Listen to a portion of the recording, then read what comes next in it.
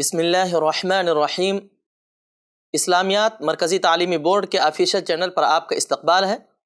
محترم اساتذہ کرام، السلام علیکم ورحمۃ اللہ وبرکاتہ۔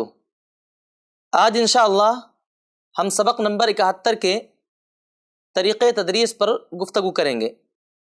آج کا ہمارا جو سبق ہے وہ ادغام غنہ کے بغیر ہے۔ سب سے پہلے تو ہم اس کی تعریف دیکھیں گے کہ اس کی تعریف کیا ہے۔ نون ساکین یا تنوین کے بعد را یا لام آئے تو نون ساکین اور تنوین کے نون کو نہیں پڑھا جائے گا، بلکہ لام یا را کے ساتھ غنہ کے بغیر پڑھا جائے گا۔ اس کو ادغام بلا غنہ کہتے ہیں۔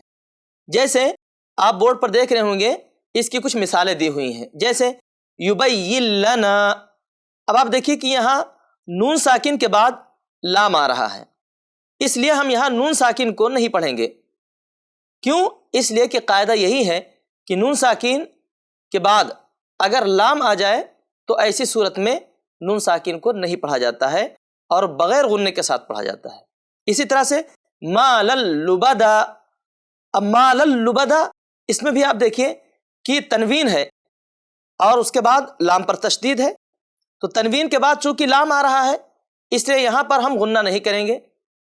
مالن لبدا ایسا نہیں پڑھیں گے، بلکہ اس کو بغیر غنہ کے ساتھ ملا کر کے پڑھیں گے، مال لبدن۔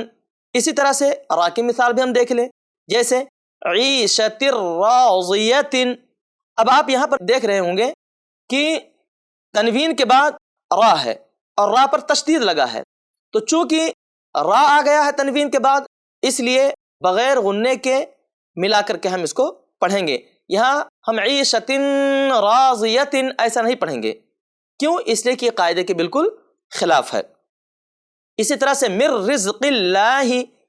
اب آپ دیکھیں کہ من رزق اللہ، نون ساکن کے بعد را آ رہا ہے اور قاعدہ یہی ہے کہ تنوین کے بعد یا نون ساکن کے بعد اگر لام یا را آ جائے تو ایسی صورت میں ہم بغیر غننے کے ملا کر کے پڑھیں گے۔ چنانچہ یہاں پر ہم من رزق اللہ نہیں کہیں گے بلکہ من رزق اللہ پڑھیں گے۔ ایسے ہی جتنی بھی مثالیں ہیں، ہم جیسے یبین، پہلی مثال ہم نے دیکھے یبین لنا، ایسا نہیں پڑھیں گے، یبین لنا۔ مالن لبدا، ایسا نہیں پڑھیں گے، مالن لبدا۔ اسی طرح سے عیشت راضیت، ایسا نہیں بلکہ عیشت راضیت۔ من رزق اللہ، ایسا نہیں بلکہ من رزق اللہ۔ ہم نے قاعدہ پہلے پڑھ لیا ہے کہ نون ساکین یا تنوین کے بعد لام یا را آئے تو نون ساکین اور تنوین کے نون کو نہیں پڑھا جائے گا، بلکہ لام یا را کو تشدید کے ساتھ غننے کے بغیر پڑھا جائے گا۔ اسی کو ادغام بلا غنہ کہتے ہیں۔ اس طرح کی اور دیگر مثالیں بھی آپ بورڈ پر دیکھ رہے ہوں گے۔ اس کو مشق کے ذریعے سے بار بار جب ہم بچوں کو بتائیں گے تو انشاءاللہ اس کو اچھی طرح سے بچے سمجھ جائیں گے۔ امید کی سبق نمبر 71 اچھی طرح سے واضح ہو گیا ہوگا۔ اللہ تعالی ہمارا اور آپ کا حامی و ناصر ہو۔ السلام علیکم ورحمۃ اللہ وبرکاتہ۔